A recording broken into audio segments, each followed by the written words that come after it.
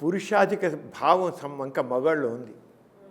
వాడు ఇప్పుడు కూడా పెళ్ళి అంటే ఇద్దరు అక్కడ సర్దుబాటు ధోరణి ఉండాలి, సర్దుబాటు కావాలి. సర్దుబాటు ధోరణి లేకపోవడం వల్ల మగవాడు నేను ఎక్కువ అనుకుంటూ బట్టి అక్కడ ఎంత ప్రేమించి పెళ్లి చేసుకున్నా, కులాంతరం చేసుకున్నా ఆ మగ అహంకారం కానీ ఇంకోటి కానీ ఉండేవాడి కల్లా ఇదంతా గొడవలు వస్తుంది.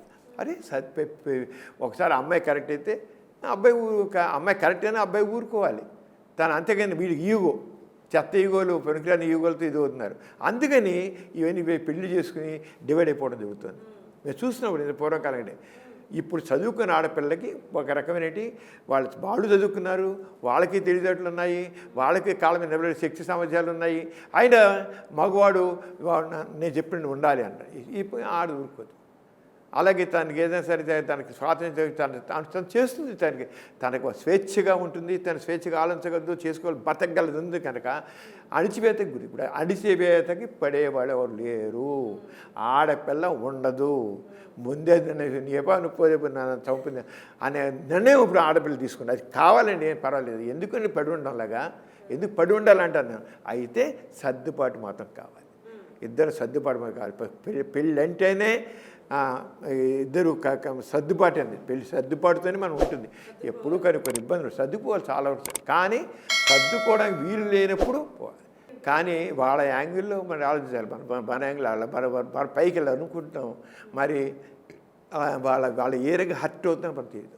హర్ట్ అవ్వడానికి ఇష్టపడలేదు, హర్ట్ అవ్వడానికి ఇష్టపడలేదు. నేను అవును, వాళ్ళ కాళ్ళ మీద నిలబడి శక్తి ఎప్పుడు అందిస్తుంది. ఆవిడ ఆడవాళ్ళు చదువుకుంటుంది, ఉద్యోగం చేయాలి, సామర్థ్యం, శక్తి సామర్థ్యాలు ఉన్నాయి. ఉన్నప్పుడు ఎందుకు పడి ఉండాలి? నేను కూడా ఒప్పుకోనండి, అవసరం లేదు, బతకనండి అంతే. ఇంకో పెళ్లి చేసుకుంటుంది ఏంటంటే పెళ్లి చేసుకుని ఎక్కువ చేసుకుంటుంది, ఇష్టం వాడు కదా ఇంకోటి ఉంటుంది ఏంటి. కిన్నో ఇప్పుడు మీరు ఫారిన్ కంట్రీస్ వెళ్ళండి, ఫారిన్ కంట్రీస్ వెళ్తే మీరు ఎక్కడికైనా వెళ్ళండి, ఇంగ్లాండ్ వెళ్ళండి, అమెరికా వెళ్ళండి, లేకపోతే ఆస్ట్రేలియా వెళ్ళండి, ఎక్కడైనా సరే ఒకళ్ళు 2-3 పెళ్ళిళ్ళు, 3 పెళ్ళిళ్ళు, 4 పెళ్ళిళ్ళు వేసుకున్నారు.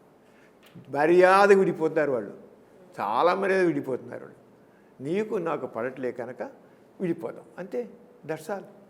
అందుకనే అక్కడ మీకు మెడికల్ రికార్డ్స్లో మన పేరు రాస్తారు, స్పౌసెస్ అని రాస్తారు.